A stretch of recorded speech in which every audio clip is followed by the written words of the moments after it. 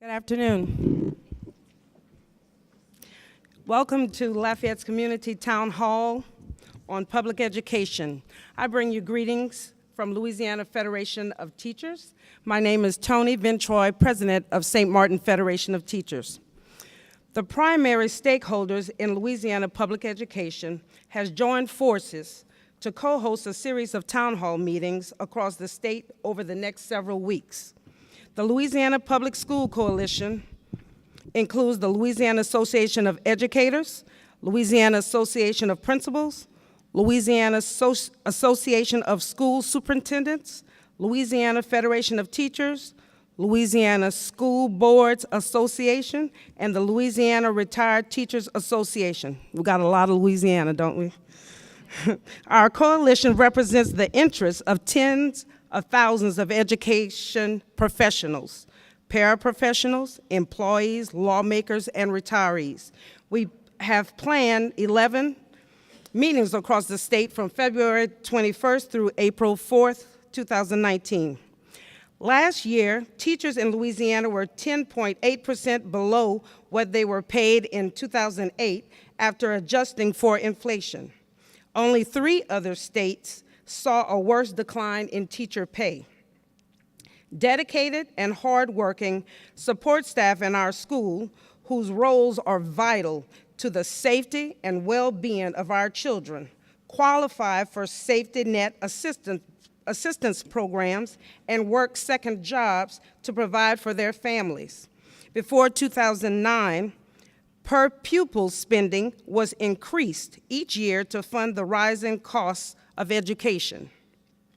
But in the last decade, the state stopped investing in the future of our students. A candid discussion is required.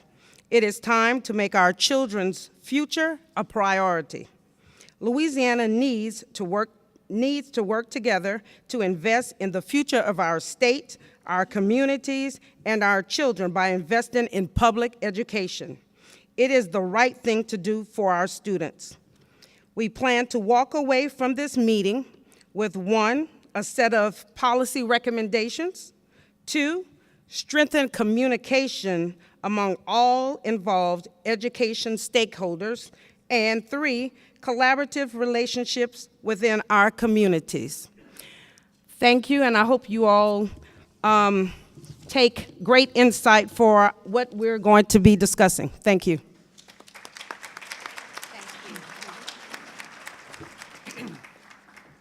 Thank you, Tony.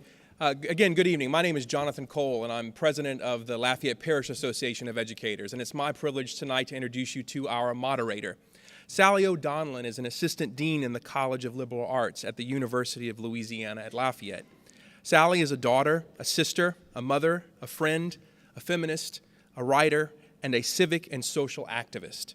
She holds a master's degree in urban studies and public policy, and is a doctoral candidate in creative writing nonfiction. Donlin is also a longtime member of the League of Women Voters of Lafayette and currently serves on that organization's leadership team. Please join me in welcoming Ms. Donlin. Sally. Good to see you tonight. Okay, good. Oops, sorry. Good evening, and thanks, everybody. And thanks, Jonathan. There's a couple of things I want to just, housekeeping things I want to tell you first before we get started, and that is that should you need them, the restroom facilities are right outside these double doors, quadruple doors in the lobby. Also, if you're a school board member and you're interested in receiving CLUs for participating in the program this evening, you'll be able to receive 2 hours of CLUs, but you must sign up at the table by the door in order to do so. So before you leave this evening, you must do that if you're interested in those CLUs. And then finally, I want to thank Timmy Chassaw. Where's Timmy? Okay, Timmy Chassaw is a school board member from District 4, where we are this evening, and I want to thank you very much for hosting us in your district. Let's thank Timmy. Okay, I'm going to probably tell you a couple of things before, as we get started that you've just heard from Tony, but they're important and they're probably worth their repeating, so here we go. I want to thank the Louisiana Public School Coalition and all of the legislators whom you will meet in a little bit. They've come out tonight to discuss a subject that is critical for our community, our region, and our state. And really, most of all, I want to thank all of you who have joined us this evening when you easily could have been home taking care of your own business. But then the subject of education is really the business of all of us, because we realize that all of our futures depend upon the education and well-being of society's children, not just our own. This evening we'll focus on 3 topics: education funding, teacher and school support staff pay, and recruitment and retention of teachers. And these are all critical topics. What we know right now is that prior to 2009, the state of Louisiana consistently funded a 2.75% inflationary increase in the MFP, which is the formula used by the state to determine per-pupil funding. These regular increases in funding were important because they helped school districts in their efforts to keep up with the rising costs we've all experienced. But for the last decade, the state has failed to adjust the formula to keep up with inflation, except for a one-time adjustment in 2014-15 that brought the base per-pupil formula to $3,961, where it remains today. This decade of stagnant state support through the MFP has come at the same time as the state has raised the bar of expectation on public education, demanding expensive changes to the curriculum. After adjusting for inflation, the average state per-pupil spending has decreased significantly since the 2007-2008 school year. In the 2016-17 school year, the average school district in Louisiana would have needed an additional $400 per student from the state just to keep pace with a decade's worth of inflation. Even disregarding inflation, 1 in 4 of our school districts continue to receive state funding at actual nominal levels below what they received pre-recession. We are not talking about belt tightening here. We are talking about no belt at all in many cases. At the same time, the average salary for teachers in the Southeast region has fallen to almost $9,000 below the national average and $1,700 below the Southern average based on 2014 figures, which are the most recent ones we have access to. Things have not changed. Meanwhile, most Louisiana school employees, like teacher aides, custodians, school secretaries, bus drivers, and cafeteria workers, make less than $23,000 per year. These employees have not seen a pay increase from the state in more than a decade. We are not leading in this regard. In fact, we lag dismally in our responsibilities. Finally, we come to the topic of teacher recruitment and retention. Louisiana has experienced a critical shortage of certified teachers, and recruiting and retaining qualified teachers becomes more difficult when the salaries are not competitive with other professional positions, but the job demands are. Years of solid research tells us that teachers have the highest impact on student learning, and making sure that we have highly qualified, certified teachers in all of our classrooms is imperative if we are truly serious about improving student achievement and in narrowing the achievement gap. Common sense tells us that if we want to attract and keep great teachers, we must ensure those teachers know they are valued and respected, and that we need to market teaching as a high-demand, high-wage occupation. The governor's current proposal addresses all 3 of these critical topics and gets us closer to the consistent funding and growth that is crucial to support school districts in making real and long-lasting reform. Again, solid research has shown that school finance reforms, such as will be taken up in the Louisiana legislature this year, increase school quality across the range of socioeconomic circumstance. Increases in per-pupil funding directly correlate with, quote, large improvements in educational attainment, wages, family income, and reductions in the annual incidence of adult poverty, end quote, for low-income students. Not surprisingly, these increases in student support also correlate to statistically significant improvements in educational attainment and income as adults for wealthier students as well. What we hope to begin this evening, as Tony told us a moment ago, is a serious discussion of what we as a state must do to, number 1, determine the actual costs of providing quality public education, number 2, identify all the potential funding mechanisms that will enable school districts to meet those costs, and 3, commit to adjusting base funding annually so school systems can continue to meet increasing costs by using a solid index that accounts for drops in the economy and rising inflation. So that's what we're about this evening. Before we ask our legislators to join me up on the stage, I think that Shane has a very brief introductory video also that he's going to play for us. This is a critical time in our state. Our schools are crumbling. Teacher salaries in Louisiana are below the Southern average. We're going to lose quality teachers. We have support personnel who live at or sometimes below the poverty line. There are so many obstacles that we face. No chemistry labs, no science labs. Every year we find that more demands are placed on our local school systems. We have sat silent for too long. This kind of education coalition has never come together. Louisiana Association of School Superintendents, Louisiana School Board Association, Louisiana Association of Principals, Louisiana Association of Educators, Louisiana Retired Teachers Association, and Louisiana Federation of Teachers and School Employees. Thank you. Thank you. Thank you. thank you for joining our conversation about education. I think we've reached the point in our state where we have to make education the top priority. Did you know that Louisiana's teachers are making less than teachers in neighboring states? We used to be at the Southern Regional average. We have now fallen far behind what that average is. In the last decade, teachers in Louisiana saw a 10.8% pay cut when adjusted for inflation. We have teachers that leave. I mean, they're leaving to either go to other parishes. They have teachers going to other states. We don't have enough certified teachers to fill the number of positions that we have vacant in Louisiana. Support staff in our schools are vital to the safety and well-being of our kids every day. Quality education does not start from the moment they walk through the door. It starts from the minute they get on the bus. Whether you are a bus driver, whether you're a cook, whether you're a custodian, a teacher, every single person who works with children is important. I don't think our teachers should be struggling. I don't think our support personnel should be struggling.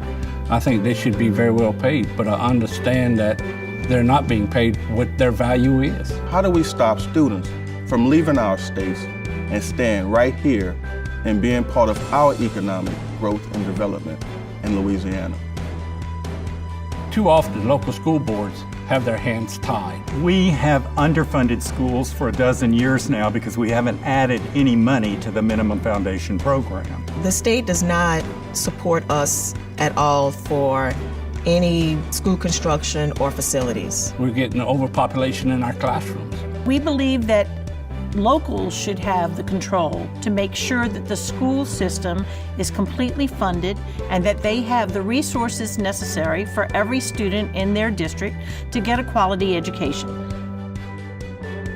We have this high demand for teachers, and we have not increased the wages. So in all other professions, the law of supply and demand always works. Why can't we make it work for the teaching profession? What is the purpose of education in Louisiana? It's to prepare a workforce that will stay in Louisiana.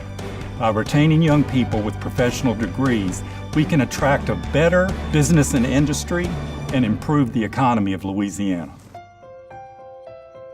We need to all come together to work together to help our children in their education. Whether you're a businessman, a woman, whether you're clergy, whether you're teachers or school employees, parents, students.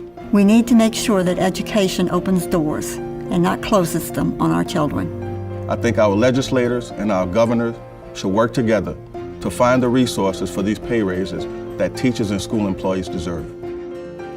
Our schools, our teachers, our parents, the communities, we're more than just a letter grade. The experienced teacher is the one that makes the most difference in academic performance. We have to make a difference. Because our children deserve to have the best and the brightest. We have to make education a valued profession. Making sure that we're retaining those who have made education their lifelong vocation. We have to begin to make the change. Louisiana's coming out of one of the worst budget crunches ever, and now we have a surplus. Now it's time to fund education. Let's do the right thing. Let's do the right thing. Let's do the right thing. Do the right thing for our students, teachers, and school employees. Let's do the right thing for Louisiana. Let's do it.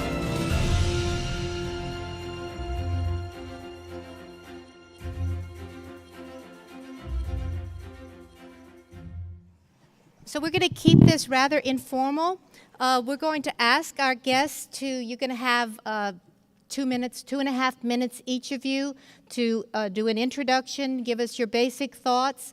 We don't have a timekeeper, but I know everyone up here except Mr. Henschens, whom I've just met, and I feel perfectly comfortable walking over and tapping you on the shoulder if you go too long. So, okay.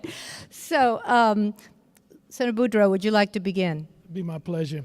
First of all, I did one of the things. I had 2 hip replacements in 4 months, so I'm better. But I want to thank you all for coming out tonight. First and foremost, I also want to thank the coalition. In the little video, it says time for action, and it's past time for action. I want to encourage you. I want to get you connected to where we need to be.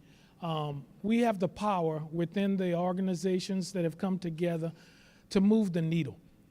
It's an election year. I think we got to get a little bit more aggressive. I think we need to get our story out there.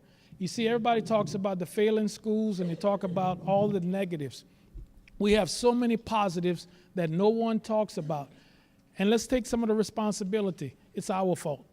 So in my 2 minutes, what I'll ask is that as much as I would hope this place would have been packed tonight, let's take this as the beginning. Let's start the process of action. And action is movement. Action is getting engaged. I see Don Sanji was here. We were on a conference call back in December when the governor was formulating his plan.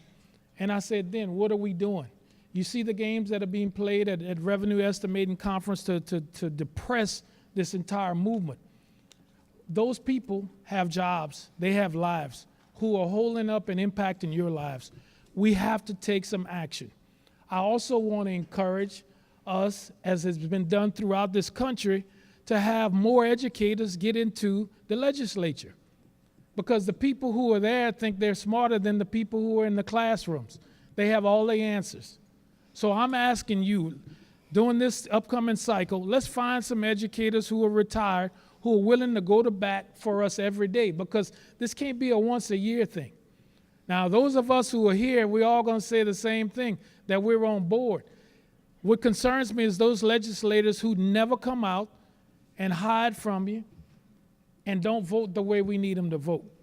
So I'm going to be the first to sit down before Sally comes hit me, but I want to say to you all, we have to empower each other. We need your support, not just after April 8th when the legislature convenes. This is a year-round thing. And in closing, with an election year, we have some additional power to remind those people who are running and those people who are currently serving that our best interest in education is not a part-time job. It's a full-time job, and our kids need it. Thank you all again for being here. Thanks to the coalition for coming together. And we just got to let this snowball grow. We have to get our co-workers engaged in this process. And I'm for when we talk about the increases, it's for all of our support staff, the entire thing, because, you know, coming off of 2 surgeries, everything has to work for me to be able to get where I'm going. We can't just take care of our teachers and tell the other support staff that you're not important. So let's stay united on that. We're going to run into some hurdles, but you're going to see the true leaders in education as we move closer to some votes. Thank you, and God bless. Thank you, Senator Boudreaux. Senator Henschen, please. Thank you so much. And I want to thank you all for having us here tonight. I really appreciate this. I guess it's the weather, because I agree with Senator Boudreaux. I wish there had been more here tonight to start this conversation. And this is the start of the conversation. I think a conversation is going to take months along to get there. but I think everyone in Baton Rouge is looking forward to working on this problem this year.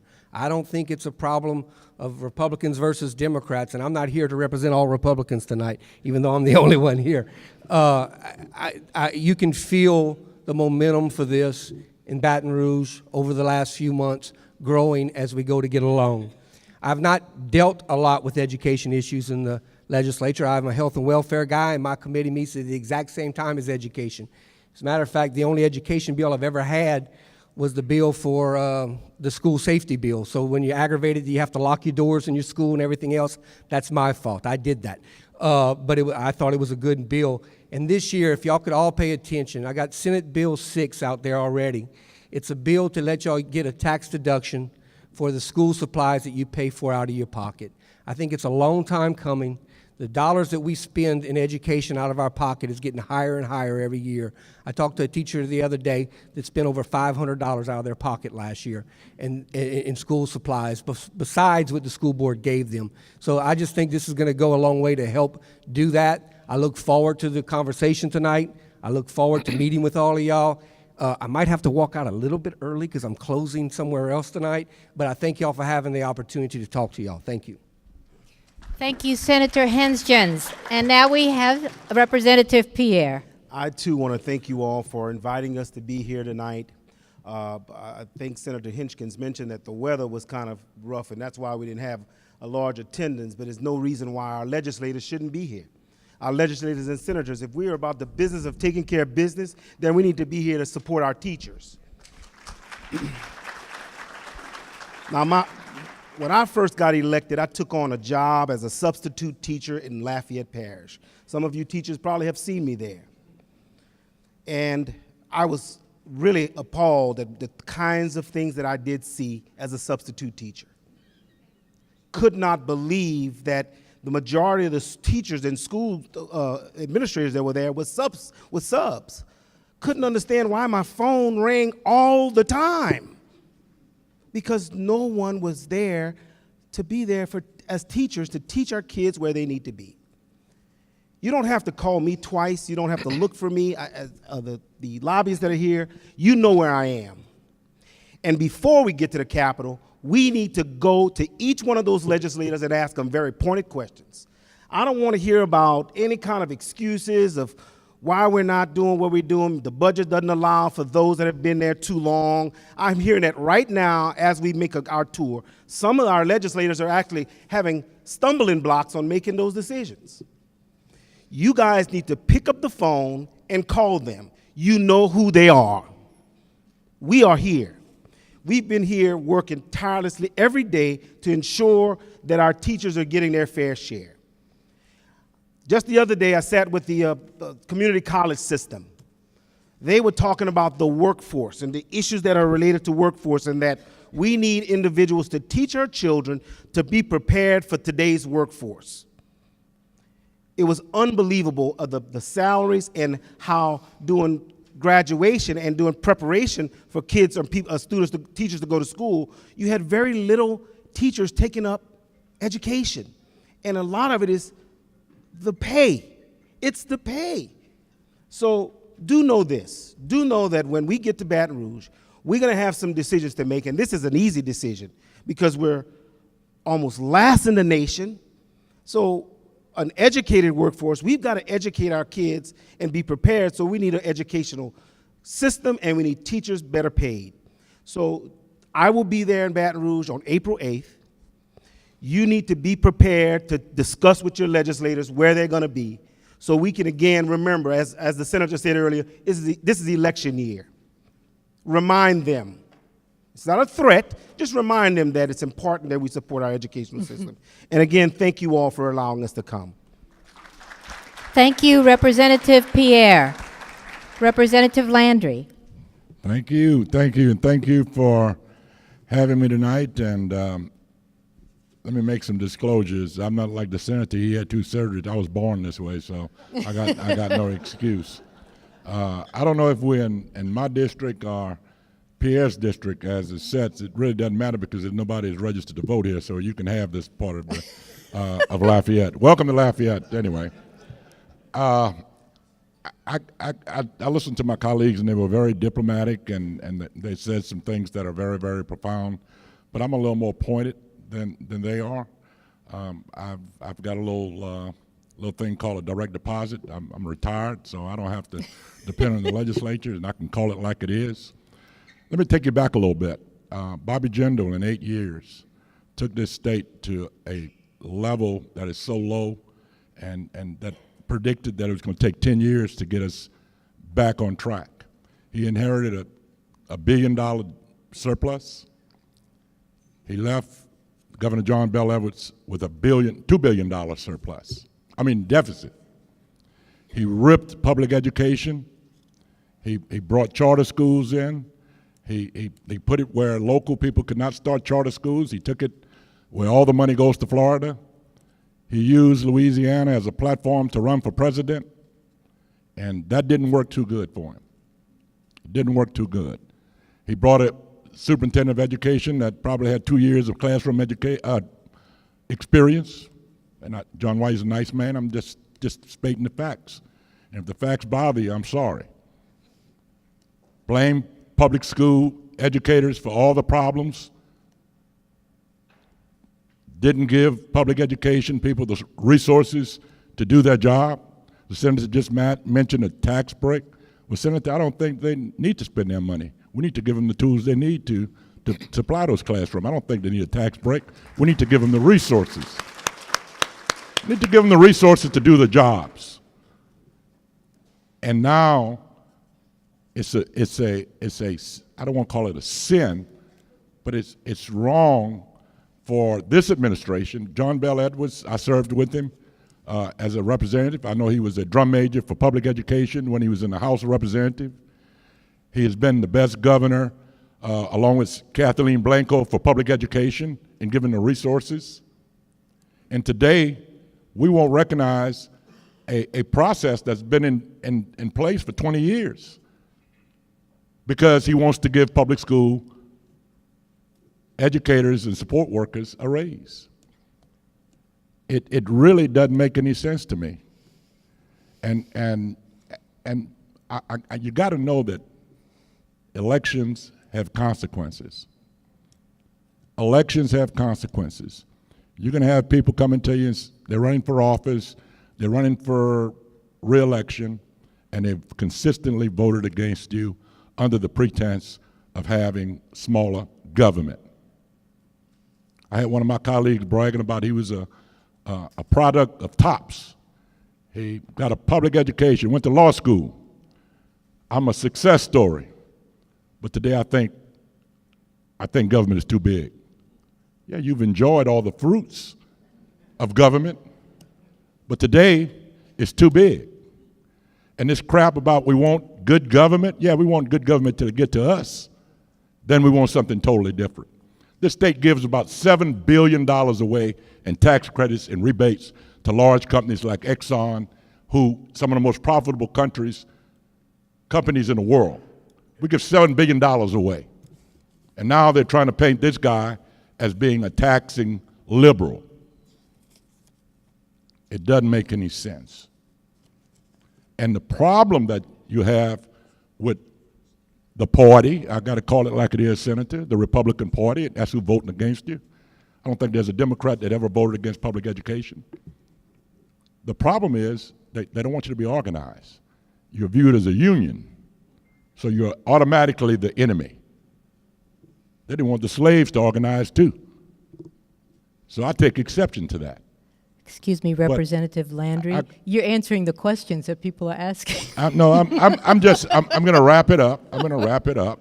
But I want you to know that elections have consequences. Elections have consequences.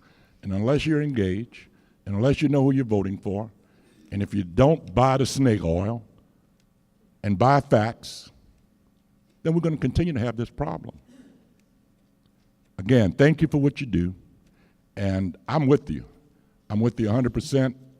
My mother was a cafeteria worker. My sisters were teachers. My father-in-law was a bus driver. So I'm with you the whole shooting shebang in a way.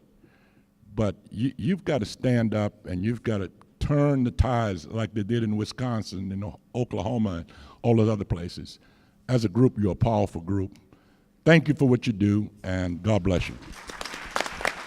I hate to cut you off. You're answering all these questions without allowing me to ask them, but good. No, that's okay. All right, so we've got a series of questions here that y'all have filled out, and there's really no rhyme or reason to how I'm going to ask y'all to answer this, so really I might just say who wants to take a question as it comes up, okay? So the first one we're going to start with actually comes from a student, okay?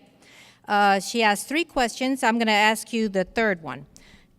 Sounds simple. Pay is better in Texas. What will keep our teachers in Louisiana? Who wants to take that one?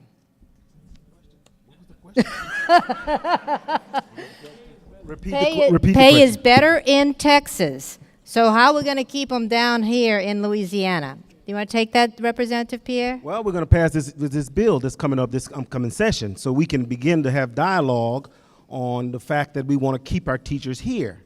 So I think, and I really believe that this bill is going to pass. This is a workforce state. We've got to prepare our kids for the work world. So to answer that question, yes, we are going to pass this bill that's coming up. Can I add to that? Yes, you certainly can. And I agree. I think the MFP is going to pass with the $1,000 extra in it for the teachers and the support workers and all of that. But I think also we need to look at ourselves as a state inside of this state. And in this, I'll probably step into a little bit of trouble here. But as I look across the parishes and the districts, there's a wide range of pay between those districts. Some of our districts have already stepped up and are paying at the southern average right now because they've given raises with local dollars. And some of our districts haven't given raises in 30 years. The state's about to get on a program, I think, that is sustainable with growth in with pay salaries from the state level. But the parishes and the local districts need to do the same. They need to step up and be accountable for the dollars that are out there. So thank you. Okay, thank you. Another question that follows on this one fairly well, I think, is the projected raise going to be embedded in the MFP as a recurring amount, or is it going to be a one-time allocation that we have to keep coming back to the well for? So the answer to that question is, in the governor's proposal, it's going to be an MFP. And that's the way to protect it. And so we don't want it watered down so that you don't have to come every year and kiss the ring or genuflect or any of those things. We want it in, and we want it at that level, and then we want to look at the plan moving forward to keep it in standings with our other states. So it would be part of the MFP. But again, where we need you is to make sure that it doesn't get X'd out, where people don't start crying wolf that we can't afford it or we don't want to leave this for our grandkids. You know all those stories you've heard before. So our proposal is for it to be an MFP. Okay. Would anyone like to add to that? Or okay. Well, I have another question that follows, I think, follows on that one. This is working out well. Okay, so we've got a projected pay raise coming with the revised MFP. This question is, what will we do to ensure that teacher pay increases over the next few years reach the southern state average? In other words, we're getting this increase. Will this bring our teachers up to competitive standards? And if not, how will we do that? Okay, Representative Landry. Yeah, well, some of it is kind of predicting, according to our economy and some of the things, our tax structure is really messed up in this state. Again, I talk about the $7 billion that we give away in tax exemption and tax credits. I mean, that is a problem for us. We don't pay a lot of property tax in this state. You know, the corporate tax is only, I think, about 30% of our total into our budget. So until we restructure our tax in this state, but know this, for the first time in about 10 years, our budget is stable for the next 7 years. It is stable. And that didn't happen because the budget got better. It got better because John Bell Edwards made some tough decisions. And I was against the sales tax initially.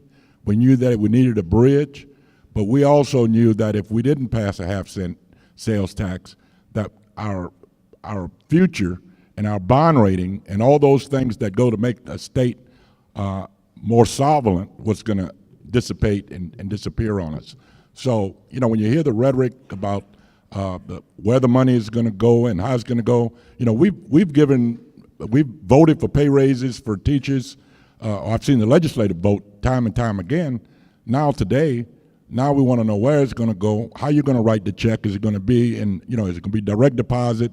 Is it going to be this? I mean, they're laying out some groundwork to fight this initiative and to recognize this revenue estimated forecasting. It just doesn't make any sense. I think it's hypocritical, and I think that it's going to backfire on them. But the only way it's going to backfire again, we got to go to the poll. I see the Republican senator want the mic. Give it to him. Yes, Senator Hanskins. Thank you so much, Representative Landry. Listen, I think the sustainability and the predictability is very important here. And we, since 1930, have run this state on a year-to-year basis as a third world country sometimes. We need to do, states like Colorado, come up with a market-based index of population increase, PPI, 5 different things, and go over a 5-year average. And if you grow at 2.8% in the economy, then the budget can grow at 2.8%, and the budget for education can grow for 2.8%. It's sustainable, it works, it's predictable, it helps with retention, it helps with recruitment. If the kids in school know that as long as our economy is growing, the teacher pay raise is going to grow at the same percentage, it helps us with all of these issues. So I think we need a sustainable formula that we can put together to make sure that we get the increases that the public schools deserve when the economy increases along with it. So thank you again. Okay, thank you, Senator Hanskins. Okay, here's a teacher who would like to know, we've talked a little bit about the teacher pay raise embedded in the MFP. Here's a teacher who says, in most cases, school support staff have not received pay increases in 15 or 20 years. Will the legislature be proposing an increase for school support employees as well? So in other words, does it include those other personnel? As I understand the proposal, it does include support workers and bus drivers. And again, it's personal to me. I used to watch my mom leave home at 5 o'clock in the morning with a house full of kids. And in those days, the technology and it wasn't outsourced, and those ladies worked as hard as anyone else. And like the senator said previously, it takes it's like a team, a transmission. If the janitors don't show up, the place is filthy, and if the cooks don't cook, all those teams that it takes to support public education and support the classroom is very important. And I think it'd be a shame to exclude them from this proposal. Okay, thank you, Representative Landry. Anybody else? Or there's another question following, so you want that one? I'm not sure. Go ahead. You want to give it a shot, or you want to hear this one? Okay, let me hear it. Okay, this one is interesting. What will teachers whose salaries do not come from MFP funds get as a raise? Example, Title I teachers. How will we deal with those instances? It's embedded. It'll be included. Okay. I think everyone's included in everyone. This Okay. raise, right? So you want to talk a little bit about that or no? Okay. I think it is included. I think Title I's included. I think the 12-month-a-year teachers that do agriculture, I think there's something in there for them. I think everything's going to be included. As most of y'all know here, y'all are very educated on this stuff, that Bessie does this. We get a resolution that we can only vote yes or no on. If we vote no, it goes to last year's. If we vote yes, we get the increases that we're going to get in this year's proposal. So I think Bessie is working on this. Everything I understand is that it's moving forward with raises for teachers, for support workers, Title I, and the 12-month-year guys and girls in agriculture stuff also. Okay, here's an interesting question. What impact will the Revenue Estimating Conference not approving the increased state funds have on approving these raises, this reformation of MFP? Y'all want me to take the opposite side before this conversation gets started? I don't think it makes any difference, because revenue estimating is either going to estimate in March or April. In March or April, they're going to estimate either the amount of money that is proposed. The budget does not come out of the House of Representatives until May. So long before the budget comes out the House, The extra dollars from the Revenue Estimating Committee is going to be there. I have not talked to one member that I used to serve in the House for years, in the House, as Democrat or Republican, who's against these pay raises. So the MFP will come across with the raises in them, and there will be the money in the House budget, I think, as it leaves the House to increase those salaries. So I'll take the opposite side first. Yeah, so I agree. I think what we need to just address real briefly is it's insulting that we're going to play games when we've never done this before. We want to wait and have all kind of foolish questions about what we know. And I mean, the economists that sit on this, I'm preaching to the choir. I mean, you talk about people who've been doing this 25, 30 years. So all of a sudden, a part-time legislator is going to have more sense than our economists. Now, when Representative Landry talked earlier about the 8 years when we just raided the budget from public education, where were these people? And that's why I'm going to say it every chance I get. We need more people who want to serve in this on behalf of the people and not on behalf of them. It's a game that's being played.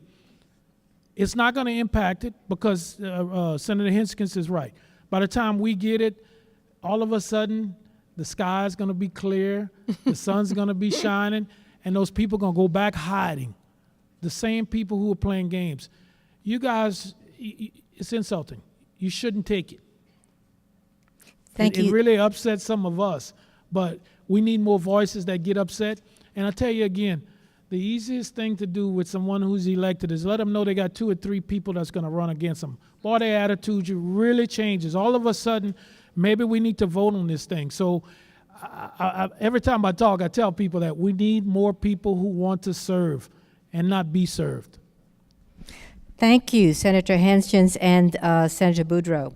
Okay, here's on a slightly different tack. Would you legislators be willing to consider legislation that would provide a special provision for rehiring retired teachers in districts or areas that have a significant number of teachers, and she's saying more than 10% in that area, who are non-certified? So in other words, we're talking about highly qualified teachers who are retired coming back to supplement a district where they don't have enough qualified teachers.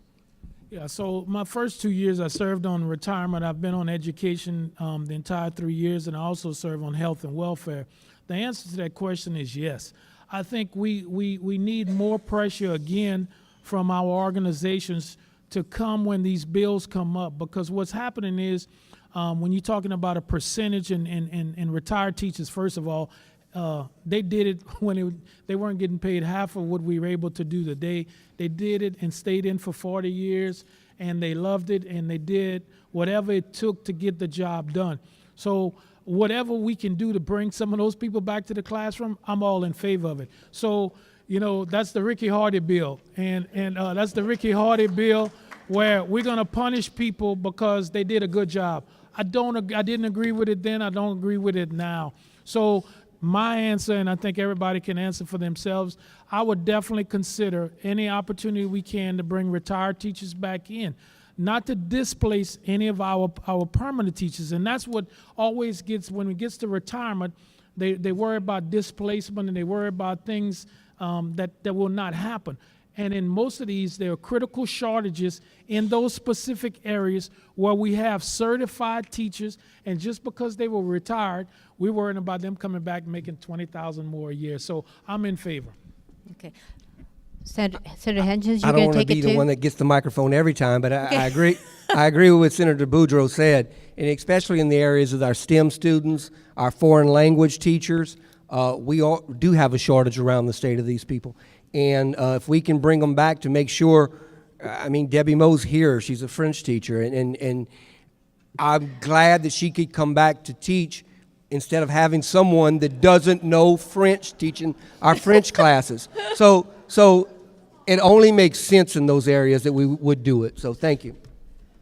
Let me just add, I'm going to echo what Senator Boudreau. It was a dumb, stupid bill in the beginning. It was sponsored, it was authored by a legislator from here in Lafayette on behalf of Bobby Jindal. And I'm telling you, you just need to pull the cover back a little bit, and everything that is bad and under the guise of reform, Bobby Jindal had a hand in it, and the senator asked, what did those people do who are now obstructionists? They were enablers. They voted for this guy blindly. They never questioned why or what the impact was going to be. Now they have become blockers. The same people who enabled Bobby Jindal now are blocking John Bell Edwards. And I'm telling you, John Bell Edwards is probably the best friend, the truly best friend educators have had in decades. Representative Pierre, would you like to give it a shot? Yeah, I too agree. Listen, as I traveled through the school system, in fact, just yesterday I went to visit the JAG program in Iberia Parish, and one of the things that folks are concerned about is the reading and science, math and science specifically, that they cannot find teachers to fill those spots. Two very crucial areas that I think is very much needed. So we do need to look at trying to bring our retired teachers back and not be concerned about all the other things. As Senator Boudreaux mentioned earlier, they were working for less than what they normally make back then. So why not? And I think we need to definitely have a close look at bringing these teachers back. Okay, thank you, gentlemen. Here's a related question. When we get a raise, insurance usually goes up. What can we do to ensure that we will continue to get raises yearly with these ancillary costs?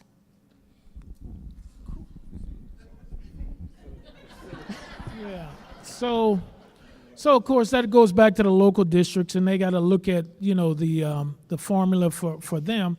But I think Representative Landry said earlier, we're stable at the state level for the next 7 years. That's something that we could not say 3 years ago, couldn't say 5 years ago. I mean, we were living from paycheck to paycheck at the state level, which is a sad commentary. Yes, he just reminded me, special session after special session after special session. So it's a process. So what can we do? Again, we can elect people who understand that just because this is going to be in the MFP, that it's not, nobody's going to get rich off of this overnight. It's a process that we have to go through to ensure that we can, there is some accountability and some sustainability. And then the locals get it. I mean, but they have a budget that they have to balance, and they have to factor that in. So I think awareness and education, if we can continue with that, then we can at least have more people at the table who understands the big picture. I think we need to keep the politics of it as far away as possible. I think whether it's revenue estimating committee or anything else, if you do like Colorado and you put a formula out there that your revenue grows when the economy grows, so every line item gets the same percentage increase as the economy. As our economy grows, we will be able to afford to give our teachers an increase every year to keep up with this. And it's not going to be whether somebody recognized too much or didn't recognize anything at REC. It's going to be facts out there from our growth in our economy. And we know our economy is going to grow. It grows at about 2.5% a year average in the last 20 years. So if we can do that, we can keep up with the raises. You have to have a formula so we can have predictability and sustainability out there. One time doesn't do anything. We need to keep it going. Yeah, I agree, Bob. And again, I heard a presentation by Monty Sullivan with the technical schools, and I guess he brought it back home. And we can play games with words. We can play games with how we're going to sustain the. But the bottom line is, if we don't invest, and the key word here is invest, in our educational system, we've already lost generations to incarceration. If we don't address the poverty of this state, and that's all across the board with the public education and breaking the cycle of incarceration and breaking the cycle of poverty and teen pregnancy, all those social issues that public school teachers face every day, every single day. So all this forecasting and this pie in the sky and if and what, and we spend billions of dollars, $700 million on corrections every year, $700 million to lock a person up. That's what we spend. And we don't try to figure out how we're going to sustain that $700 every year. We fund it without any questions. So we got to stop playing games, and we got to tackle the problem and stop skirting around the symptoms. Okay. Are you okay? Here's another one on pay. Some have suggested that pay raises only go to those who qualify for merit pay. Do you support this, or do you believe all educators deserve a raise, and why? It sounds like a Republican question. All educators deserve a raise. All educators that are working in the system deserve a raise. Point blank. I agree. I don't know if there's a formula that Bessie's going to use to give some increases more maybe to those low risk. I don't know. I haven't heard of any of it. I think everyone deserves the same raise this year, and we need to get out there and fight for it. I mean, it's $72 million for the $1,000 per teacher, and that's what I've been hearing about, and that's what we need to do. I concur. Merit comes after you get to a certain level. We're not there. So everybody's on board in my vote to begin that process we talked about earlier. Okay, good. A slightly different question. Is it possible for Act 1 to be repealed or modified to give more power back to the local school boards? Oh, everything's possible. Yeah. Oh, it's possible. Yeah. Actually, it's a great question. It's a great question. It's one that needs to be on the table. But there are some other consequences when we do that we have to consider. I think we need to prioritize when that vote, if it's going to comes. But I think teacher pay raises at the top of the, right now, that's on the ballot now. We need to stick to that. When we go to change in Act 1, we open up a whole lot of other doors, and some of those doors really need to stay closed. So listen, I'll be open and receptive to discussions on that, but that's another process that has to start. But again, let's not get caught up in trying to capture too many mountains at a time. Let's stick together on this one, because even within our profession, we're going to lose some people when we start talking about opening the doors for Act 1. So I think it's incumbent for all of us to always be that way with everything, but I'll say it publicly that, I'm willing to sit at the table and listen, and let's see the pros and the cons, but that's not, for me, a battle for today. I couldn't agree with Senator Boudreaux more on this one. That is there a modification need for Act 1, and there's definitely modifications needed in Act 1. I couldn't have put it any better when he said, but there's some doors that need to stay closed in Act 1 when we open up those other doors. Because if we open up all those doors, we start a partisan battle again when we're all singing Kumbaya right now on this teacher pay raise. We don't want to open those doors, the ones that need to remain closed, while we're discussing this teacher pay raise. This is first. That's another day. Yeah, Act 1 is something I didn't vote for, but there's some part of it that I think works good for me. I know we've got 2 superintendents in here from local districts, and now we got some school board members, and I'm certainly not.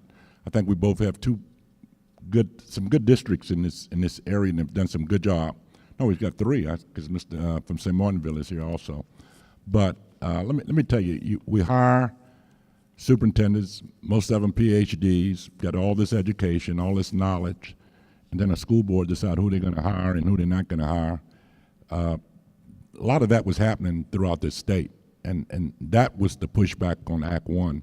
If we're going to hire, I'm not against checks and balances. What I'm against is if you're going to hire a professional, let a professional do the job. If I go to the doctor, a brain surgeon, and tell him how to operate on me, then there's no need in hiring him. So there are elements of Act 1 that really, to me, appeals. And I again, not to put any district on the spot, but there's some districts I see that are doing good, but they want to fire the superintendent. I can't put those things together. So, there are parts, and that's part of the reason Act 1, part of it was passed, because there's elements that place some safety nets for the educator who is the expert in the classroom. And there are some places, I've seen people on school board who can't spell school board. And, it's true. It's a politician. They're politicians. I mean, they run for office and then they become policymakers. That's dangerous. That's dangerous. I mean, you might not want to hear it, but it's the way I feel.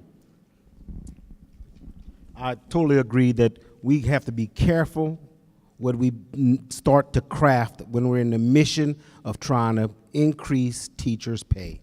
We've got to be real careful, because that's always an issue to keep the other party from voting on the real issue. So, we just got to be careful when we talk about Act 1. Okay, thank you, gentlemen. We're back to teacher pay for the proposed pay raise. We're going to, excuse me. Thank you. Going to dig a little deeper on this one. $1,000 has been proposed for a pay raise. I don't feel this is enough to address the problem. Is there a chance that the legislature will propose a healthier increase to at least get teachers to the southern regional average, especially considering other southern states are planning even larger pay increases? And I'm sure this speaks to the competition business, right? Okay. I'll start on this one, and the answer is I don't think so.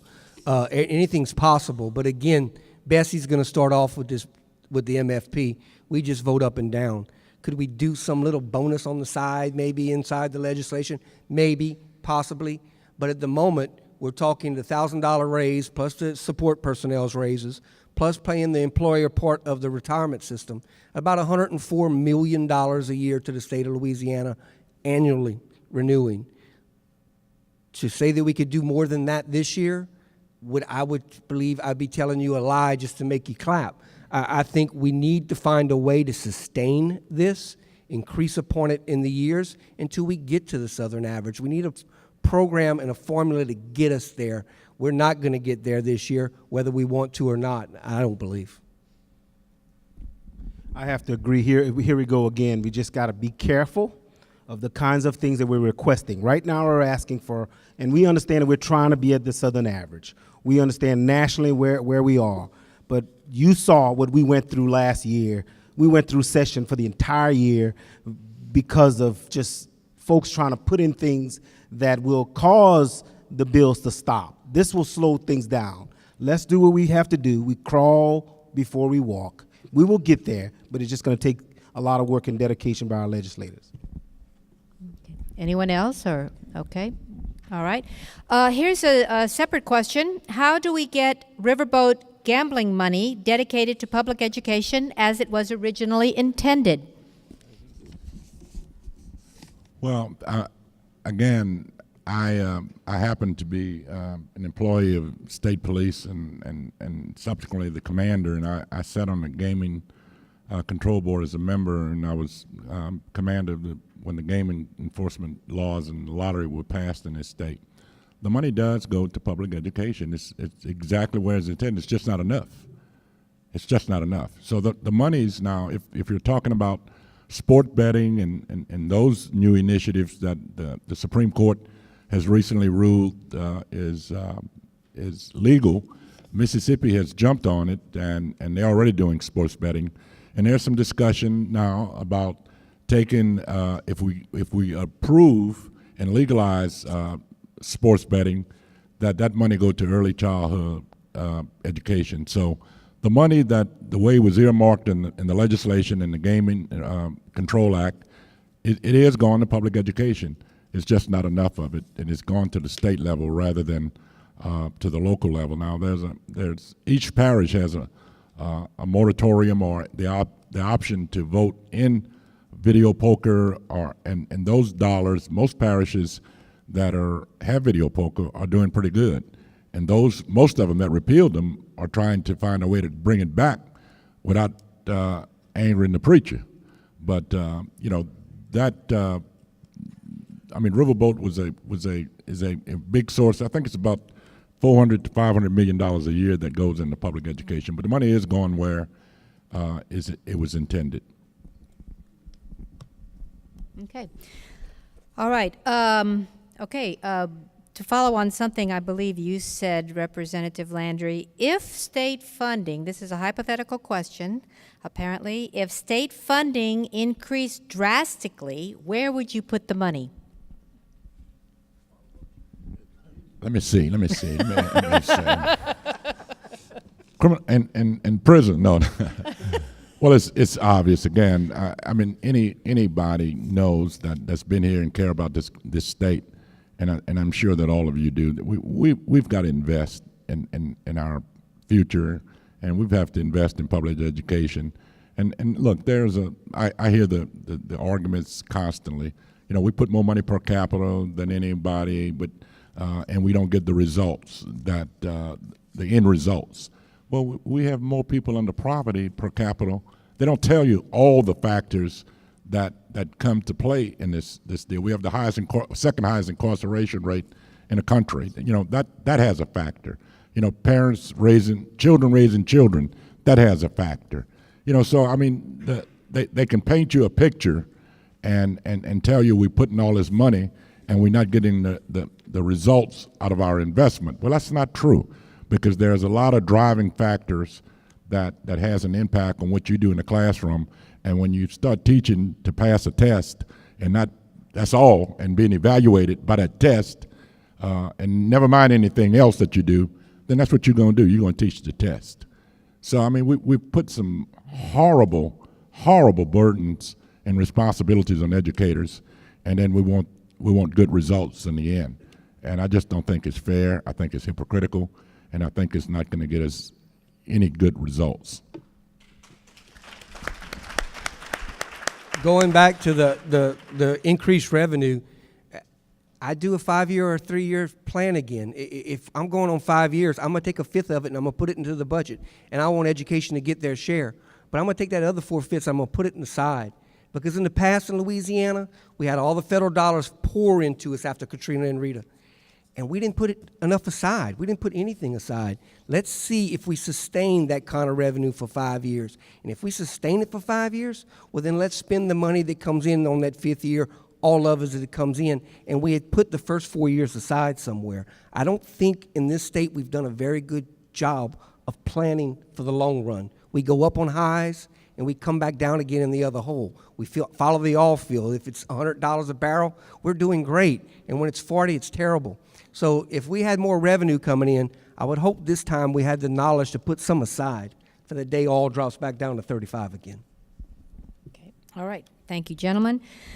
Okay, this question asks you to speculate on other people, okay? But it's a question from the audience, so you're going to get it.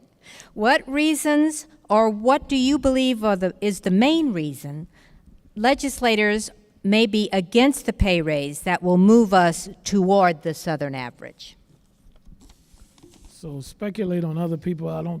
Terry probably does the best job at that. Seriously, you tell her, yeah, that's it. You know, I'm not sure that there's any legislators that are against it, and they won't publicly come out and be against it. But as the video said earlier about action, you see, when this is on the table, this is what's needed at the time. So I don't know that we can identify who would be out there, because it's going to be smoke and mirrors. It's going to be because the impact on this or that or some other factors that have nothing to do with this. So turn it around and let's go back to education and awareness.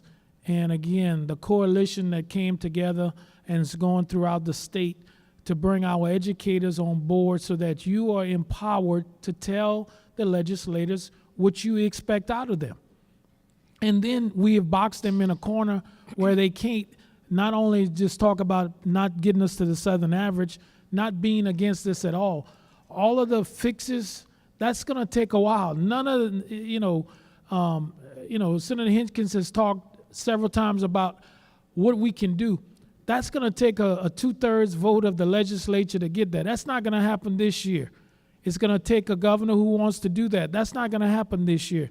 So I think what we have to do is we have to continue to ask you all to step up the volume, turn up the heat so that your voice is heard. No one wants to wait till we get to what's happening in so many other states where we're talking about the strike, going on strike. We don't have to get there. If we get their attention, most of these people will be just like, the houses that I grew up in. When we turned the lights on, the roaches ran. The exterminator can, but when we turn on that light, they ran. Most of these people will start running when we put the volume high enough or we turn up the heat. They're not going to oppose this. So rather than speculate on what other people will do, let's do our part of keeping them honest and upfront with it. Bob don't want to touch this. Senator Boudreaux serves with 39 members.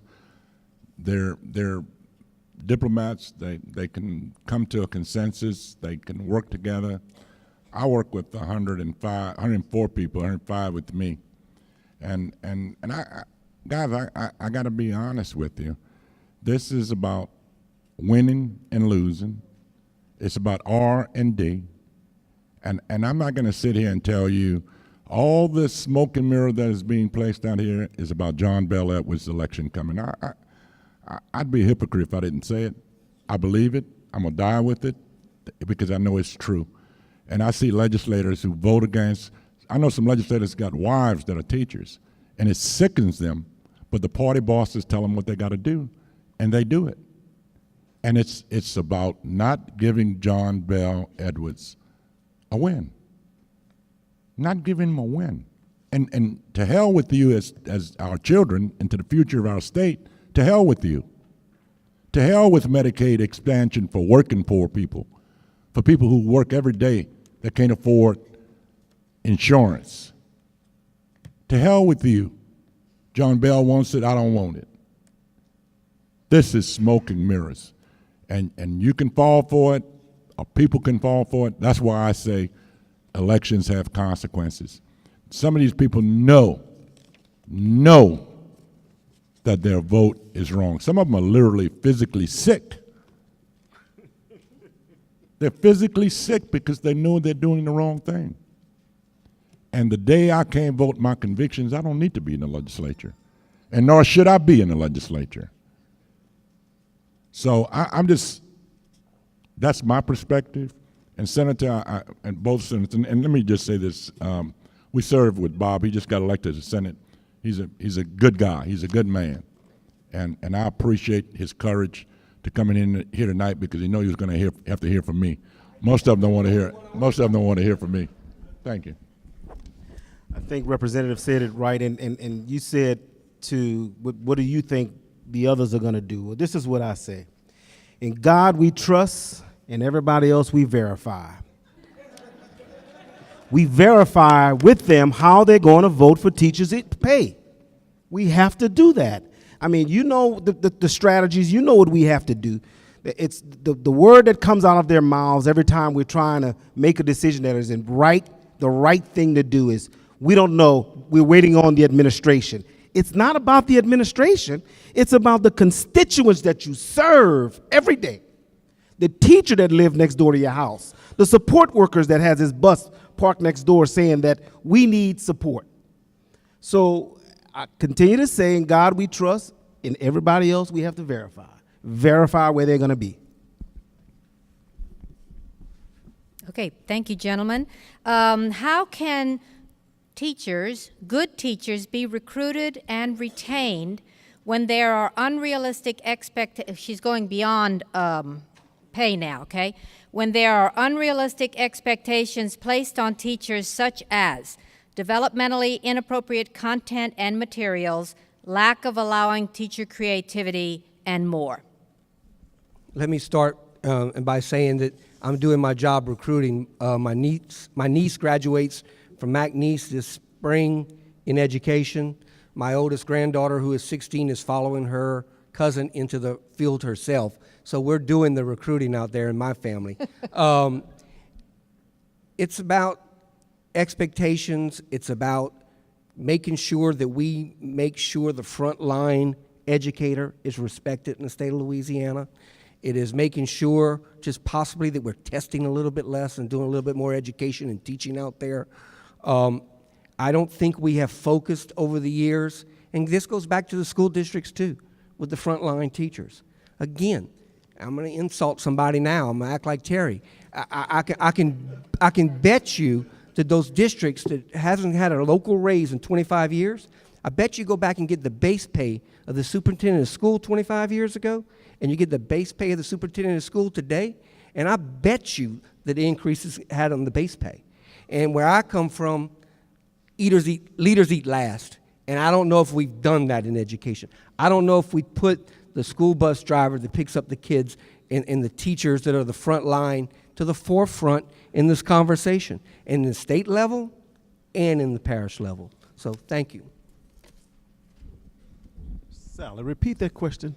The question was, how can teachers, good teachers, be recruited and retained when there are unrealistic expectations placed on them, such as dealing with developmentally inappropriate content of the curriculum and materials, and lack of allowing for teacher creativity?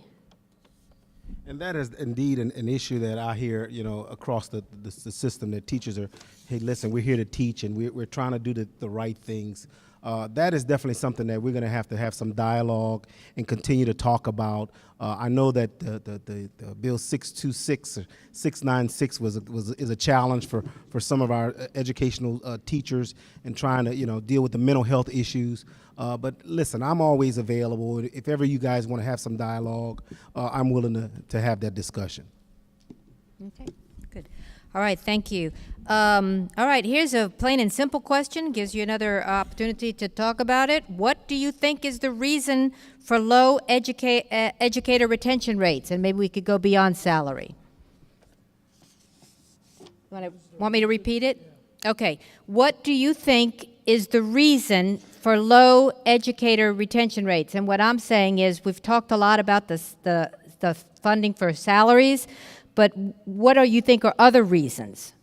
Well, you got, discipline in the classroom. You have so many exterior factors, that comes into play. People, they go through a curriculum to be an education major, and they change their mind because they're in you get into, different situations. Your first 3 years, you're probably going to be at a school that's a tough school to be at. So you have second thoughts about that. I'll just, digress just to the former question, and I just hope that, as these continue to go throughout the state, that we're not part of the group that's pointing the finger at our educators.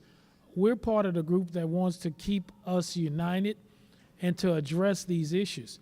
And when we show up, we're here to listen, and we're here to see how we can help you get where you want to get. So in this case, when we're talking about low retention, sometimes people change their minds. They want to get out. I have not done any type of scientific study to be able to answer that question, other than I know the members of the school boards throughout in our area and throughout the state, rather. I know the superintendents. Everybody wants to have a strong and a well-oiled machine moving forward, and the weakest link is going to be the one that we have to help. So whether it's teachers, whether it's the support staff, when we talk about retention, I know it's something that's being addressed. I don't know, some of the partners that are here tonight might have more information on specific areas, but I don't want any of our educators to leave thinking, that I or any of the other elected officials are pointing the finger and blaming you for any shortcomings. We're here to provide the thank yous and hear what other resources we can be a part of. And we have talked a lot about pay.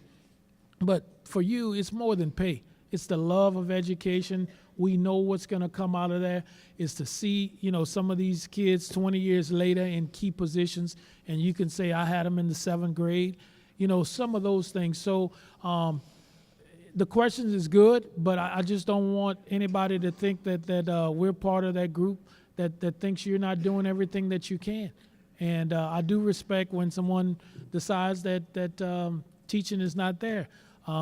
Representative Landry was in law enforcement. I'm sure we have some police officers who start off and they don't make it. So I think this is a normal trend. I think it's something when we address compensation and through the local systems, we're going to continue to improve on this number.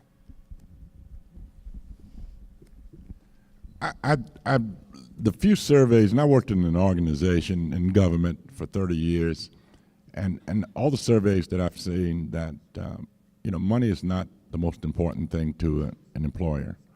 Employers want to know that they want people in a good work environment. They want their opinion to be valued. They want to work in an environment where their opinion matters and they're not just like robots.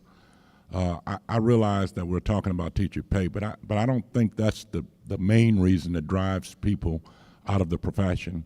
I think what drives and what drives a lot of people, again, is those things that I mentioned. But one of the things that we have not mentioned tonight is about having parents involved in a child's education. And I think that's a major element that escapes us here in Louisiana. And I was telling some retired teachers a couple of weeks ago that, look, I wasn't a good student. I was a horrible student, but I made it in spite of myself because of public education and public teachers. And the best whipping I remember, or the best whipping I got that I remember forever, my mama whipped me in front of my 5th grade class because I was acting up. Well, that stayed with me for the rest of my life. I mean, today you can't do that kind of stuff, but she was involved in our education. And until we get parents involved, and that's a struggle. That's a struggle because we have the parents that don't have the literacy that they should have. We have parents that are incarcerated. We have grandmothers raising their grandchildren. There's a lot of factors, but I think the driving force behind the profession is not always money, but you do need money to sustain and pay your bills. I think people just get fed up with being discorded, not people respecting their opinion, making them robots, and not having them to, and not valuing their opinion. And they are the subject matter experts because they are where the rubber meets the road. I have to agree with you on that, Representative Landry. I better agree, right? So, all kinds of things are affected, but I can tell you that the discipline issue is indeed an issue that our teachers are having to deal with. Not only that, but you are right, parent support. Just the other day, I was visiting with classes, and one of the things that was going on was Black History Month. And with Black History Month, some students could not attend because some of them had fees in excess of $100 to $200 that they could not afford or have not paid to be able to attend some of these events. That is appalling. It's difficult, and I realize that there are families that struggle to meet those day-to-day needs. So those are some of the things that our teachers have to deal with because they care. A lot of our teachers go into the classroom, they care about their kids, and so at some times that may get discouraging because they want their kids to be able to do the things that they need to do. So discipline is indeed what I hear, is just trying to deal with those kind of issues. Thank you, and I want to agree with you, Terry. I think 100% on every part that you touched on that subject. I live next door to 2 principals. We sit every afternoon and hold these conversations, and the discipline in the classroom and the support from the parents has changed so much in our lifetimes. I'm like you, Terry. If I got beat at school, I got beat when I got home for getting beat at school. And I'm not sure that happens anymore enough to where the teachers now are more in a situation because of the things that Terry mentioned to where they're taking care of other problems in the child's lives, not just educating them. And that makes the job all that more difficult. And I think one other thing that Terry touched on too is not being a robot. And that comes back to local control.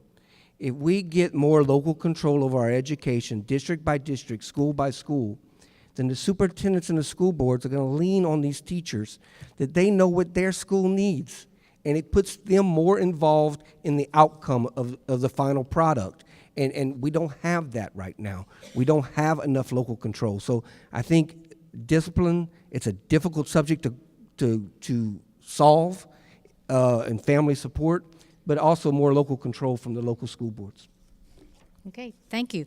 We have a question from a teacher who says, schools are in crisis and there has been a teacher shortage for years. Why is this the first time people are asking for teacher input? Why aren't decision makers sending surveys, making calls, visiting classrooms, not at the district level, but going directly to the teachers? And I know some of you guys are out there. So somebody want to respond to this? I'll start off by saying because we failed. We have failed if we haven't asked our teachers what we're supposed to be doing. I do sit there with those two educators every afternoon and have a Miller Lite in the afternoon with them and go over their day. And believe me, I've never met a teacher or a principal that wouldn't over a Miller Lite willing to tell you about their day. And by the second Miller Lite, it really comes out. So I think if we haven't, we've failed. Yeah, I try and work from personal experiences. Like I said, I have family members that are in education. I have grandkids. My good friend Linda Guidry, Debbie Moe, Marcus Thomas. Those are people that not only have my office number, but they got my cell number, and I'm in constant contact with those people about issues that I think affects public education. They are your representatives. Not that I don't want to hear from you, but I've never refused to talk to or meet with a group of educators anywhere in this state. And so the survey, I sent out a survey on pre-session issues prior to going into the session. I send one out on post-session about the bills that affect the state and the community. So my form of communication, some of it is one-on-one, some of it's some personal contact with acquaintance and family members, and some of it's by view of our survey. We're very, very accessible. I mean, whether it's you're watching our hearings online, it's live. You can come to the Capitol and observe. I know teachers bring their classes to observe our process, but I think that we have a great communication systems to know what our teachers are feeling and what they're asking for. Okay, we have some of our legislators, in fact, have booked, they're double booked. They came to us, but they have other responsibilities that they need to make tonight. So I'm going to take this last comment and give it to them and ask them to incorporate this into their closing remarks. A couple of minutes, okay? We appreciate you legislators' presence tonight. The public needs to know where the rest of the Acadiana delegation is. Why aren't they here? And incorporate that into your closing remarks, gentlemen. Thank you. Okay, so we do know that each one of us is public records where we are, where our office is, where we can find them. You see the same people at all the education meetings. You know where we are. So those that are not, then you need to go on a serious letter writing campaign. It works, and believe me, it works. A serious letter writing campaign. This is a serious matter. If you need a list of the Acadiana delegation, I'll be glad to give it to you. I'll be glad to give you the address, the telephone number. My office is in the city, right on Congress Street, 800 West Congress. I'll be glad to sit with you. I'm going to have a series of town hall meetings before this session begins. And any town hall meeting that the other Acadiana legislators have, keep up and attend those meetings and ask the pointed questions. We have to ask the questions. Where are you on teachers' pay? And listen, the last few that I've been to has been, oh, well, there's some factors that are going to be involved. The only factor I know is that we have a teacher's pay increase on the boards. That's the factor. Where are you going to be on that? So go on this letter writing campaign. I want to thank you all for inviting me. We'll be at the Capitol on April 8th. Looking forward to seeing all of you. Give us a call, and if there's anything you need, don't hesitate to reach out. We're wrapping up, is that right? Yes, we're wrapping up. Yeah, okay. Again, I want to thank you for tolerating me, and sometimes I get a little carried away, but you know, I operate under the concept that if you don't want to know, don't ask me. So I am going to tell you what I think. I'm not always right, but I'm going to tell you what I think. And if I vote a certain way, then I have the respect for this process, this democratic process, to face the people that I work for. And I think it's just a matter of disrespect. And I'm not going to put them all in that category. Some of them have other commitments. Some of them have families and can't get here. So I'm not going to tell you they're all running from you, but some of them are running from you. Because they have a conscience. You know, Martin Luther King said in some things in politics, politicians ask themselves several questions. They want to know, first, is it political? Mm-hmm. Two, they want to know if it's expedient. Then they want to know if it's safe. But your conscience should ask you, is it right? I try to operate, and what I'm doing is right. And so it's a privilege. It's a privilege and an honor to serve. And I take the oath very serious, very serious. So if a person does not listen to the constituents, does not listen and responsive, and blame you for all the problems in order to facilitate a political agenda, then we're in a sad state. We're in a sad state, and we have to stop accepting the abnormal as the normal. And we've got to come back to the middle, people, and stop this partisan politics, because some of the stuff that you're feeling today is about politics. I'm sorry. So again, I thank you for what you do. I pray for you every night, and I need you to pray for us, because we definitely need the prayers. Thank you, and God bless you. First of all, I want to thank you all for having us here tonight. I look forward for the continued conversation. I want to thank Terry for making sure I'm the second to least politically correct person on stage tonight. He said I might not want him to be here. I often say things that aren't politically correct also, but with Terry around, it makes it look like I'm smooth sometimes. I can speak for two of my colleagues tonight. John Stavansky was supposed to come. We both have an event tonight.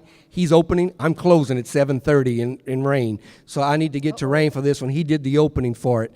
My replacement, Ryan Bouillot, whose wife is an educator. His aunt died the day after he got elected Saturday. And the funeral is today in Lake Charles area. So Ryan couldn't make it tonight. I think this dialogue is important. I think it continues to be important as we work in that direction. I do want to take some of the fear out of the room by saying I don't see a vote against it on either side of the body. It's going to come in the MFP. You're either going to have to kill the MFP and go back to last year's funding source, or you're going to improve the MFP. You can't pass the MFP and not have it in the budget to be funded. So I think this year you're going to see this happen.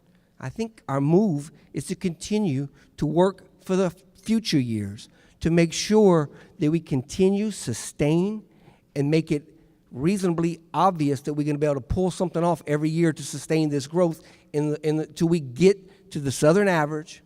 And then, like Senator Boudreaux said, we can talk about adding to that. We can talk about adding merit to that at that point, but we need to get us there. So I thank y'all so much for having me tonight. I thank these gentlemen for being so kind to me, and I appreciate the questions. Thank you. Yeah, I want to thank Ms. Sally for moderating and doing a good job with those questions that you all have provided. Let me again say that action. When I ran for the Senate, one of the big issues was the teachers were locked out of the Capitol. There were a lot of upset people because they couldn't get in. My daughter, my youngest daughter, is a third grade teacher up in Caddo Parish. And my degree, although I've worked in recreation for the last 35 years, my Bachelor of Science from USL is in education. I know where you are. I haven't done it. You've done it. You're doing it now. So I'm going to ask you, Vincent said earlier about letter writing, and that just tells you he forgets about we in the social media age. And you don't have to write. Yeah, let's email. But I brought up being locked out of the Capitol because there were a lot of people upset about that. And, you know, without a show of hands, some of you in here were upset about it, and then we let it die off. Let's not get to the point where you get locked out again, which I'm not going to be a part of, or we have to talk about striking to get what we think is right. So let's use these meetings throughout the state. Let's get on board, and this is the thing about it. We talked earlier about politics, and there's politics everywhere. It doesn't matter who the governor is. You're going to be in that classroom every day until you decide to retire. It doesn't matter who the senator or who the representative is. You're going to bust your butt every day to prepare to get our kids ready to face the challenges that we know they'll have to face. So that call to action, again, is not a temporary deal. It's not a part-time deal. It's something that we got to do every day. We got to incorporate it. We got to tell our co-workers, if we sit on our duffs and just wait for things to happen, it's not going to happen. One of the questions earlier was, you know, how do you sustain this? What's going to happen next year? Well, if you only talk about this year, then it goes away. But again, there are people who are going to be running for office come October. You want to ask those questions. We have a coalition that has to stay together and be a strong voice. You know, the lobbyists in the room tonight, they understand the battle that they have. They need more voices behind them. We have it with our support staff, with our educators. I want to thank you all for coming out tonight. And just like with some of the legislators, you can pick and choose where you go, but I think you're held accountable for what you do and what you don't do. And some have legitimate excuses. It's not for me to question why they're not here. It's for all of us to hold us accountable. And if, you know, some people don't have to be here, they know it all. But if we keep electing those people, we get nothing. We get nothing. So I'm going to encourage you, again, I'm going to empower you, and I'm going to ask you, fight for your profession. Fight every day for it. Fight for your classrooms, fight for your schools, and fight for public education in Louisiana so that we can move up the ladder. And we're going to do that together as a unit. We're going to do it together without pointing the fingers at each other. And sure, we're not going to be able to get it all in 1 year, but if we get that process and that plan in place, I can tell you, today and this year will be in the history books of what we have been able to do in Louisiana. Thank all of you again for your service to our education system in Louisiana. Gentlemen, one moment. One moment. Y'all stay seated for a minute. Okay, I just want to thank you each. Okay. Thank you, Sally. Okay, be careful on the road. Okay.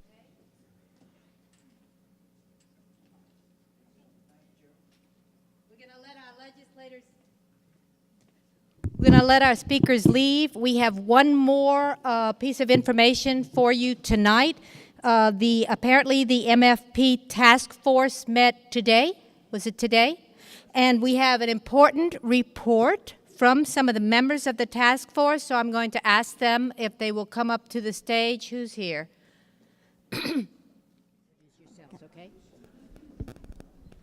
Okay, we're going to ask the members of the task force to introduce themselves and tell you a little bit about what they know you're very interested in hearing. Okay, I'm Debbie Moe. I'm president of the Louisiana Association of Educators. I am part of the MFP task force. Janet Pope, executive director of the Louisiana School Boards Association. Cynthia Posey, legislative and political director for LFT. Debbie Shum, executive director for Louisiana Association of Principals. Is this on? Okay. Here, let Debbie talk first.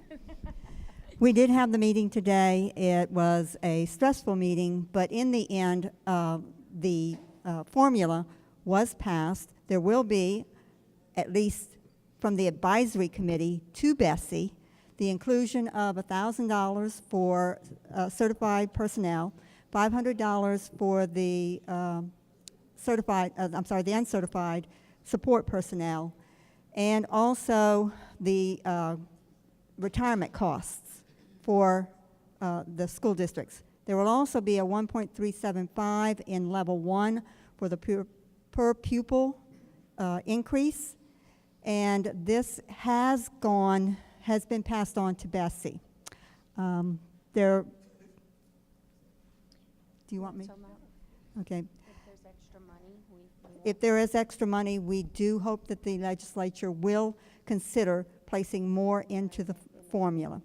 Of course, you do know that Bessie gets the formula. They vote it up or they vote it down. They cannot change it.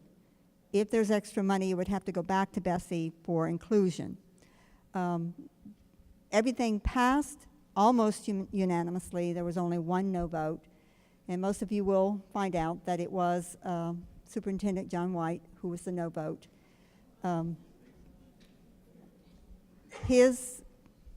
be fair, his reasoning is that our early childhood daycare centers, those teachers are not receiving anything through the MFP, but it is because they're not included in our scope within the MFP. So Senator Morrish suggested that all of us, and I do mean all of us, do lobby our legislative members to make sure that when or if the funds are recognized by the Revenue Estimating Committee, or conference, I'm sorry, that they actually take some of that money that is now surplus and will be hopefully recognized as recurring revenue and place it into an early childhood education program so that these teachers can be compensated with pay raises as well. So that is basically what happened. We ask that you contact the legislators, on the back of the agenda, especially those who were not here. Also contact your Bessie members and advocate for the passage of the Bessie formula within the legislature. Your Bessie members are now in charge of the formula. March 12th and 13th will be the Bessie board meeting. If you can attend to help lobby for the passage of the formula as it was recommended by the MFP task force, that would be a wonderful thing. At least get in touch with your Bessie board members and with your legislators and tell them that this must happen this year. We have waited way too long.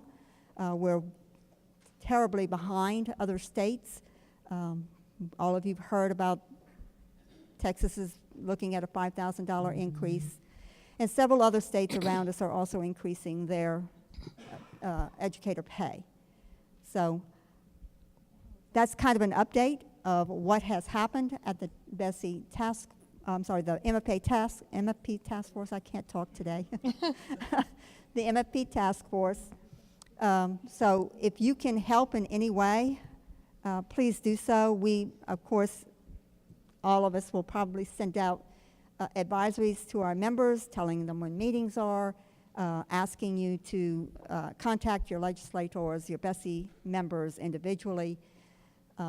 We often seem to think that they're kind of these distant official figures that we can't really connect to and talk to, but they are regular people just like you and I, and they do appreciate hearing from their constituents. They may not go out and tap you on the shoulder, but you can certainly go out and tap them on the shoulder. So I hope that all of you will take that into consideration and help us out in this area. Please lobby, because you are important. You are their constituents. Debbie Shum with Louisiana Association of Principals, and I just want to kind of reiterate one big thing, and that is that the MFP, once it is recommended by Bessie, is only an up or down vote. And I guess the most important thing is to realize that when the decision was made at the MFP task force today to say that we want to go forward with the budget proposal, and I think we just heard these legislators say that if there was any additional amount that they don't think that exists right now, the risk was having it voted totally up or down. And the fact that a $1,000 increase for teachers, a $500 increase for support personnel is pretty clearly defined, and with support in the budget is a start. It is not the finish.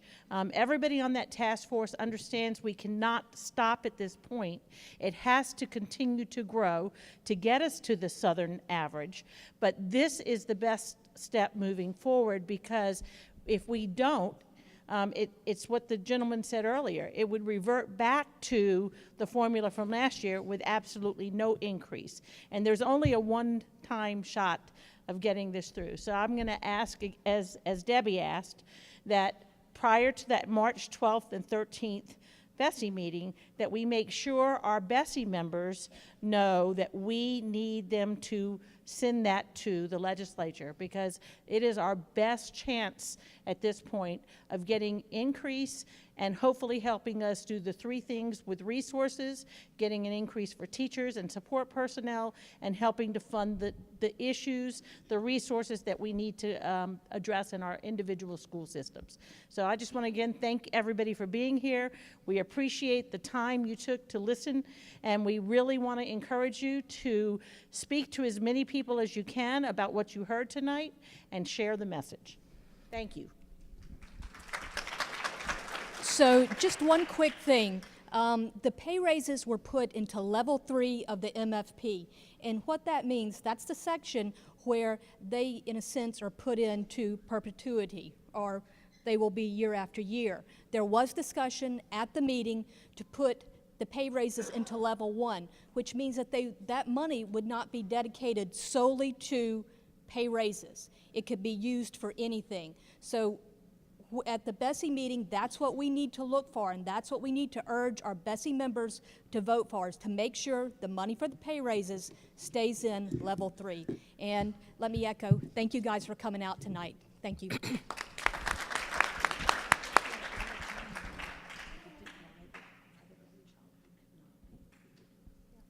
Oh.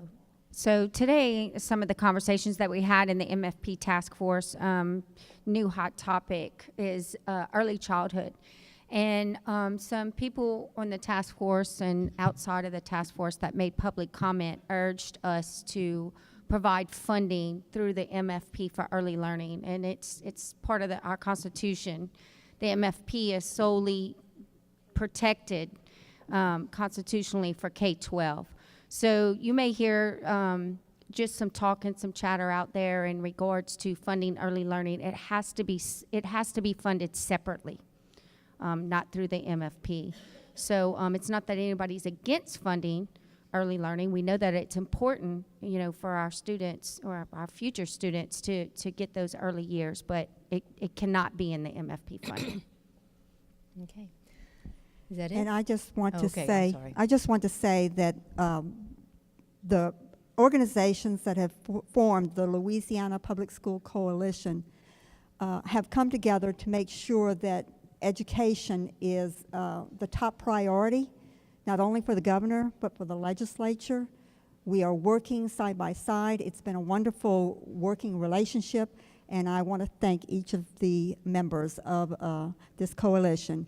It is the Louisiana School Boards Association, the Louisiana Federation of Teachers, Louisiana Association of Principals, the Louisiana Association of School Superintendents, and the Louisiana Association of Retired Teachers, or the Louisiana Retired Teachers Association. I have to think about the acronyms. So I want to thank them very much. We at LAE enjoy having them on our side, and we are providing a united front. We hope that you will too. Please make sure that when you speak to your legislators, that you make sure that they stay on the topic. And make sure that you tell them exactly what you want. So with that, I'll turn it back over to our moderator. Thank you, ladies. And thanks again to the coalition.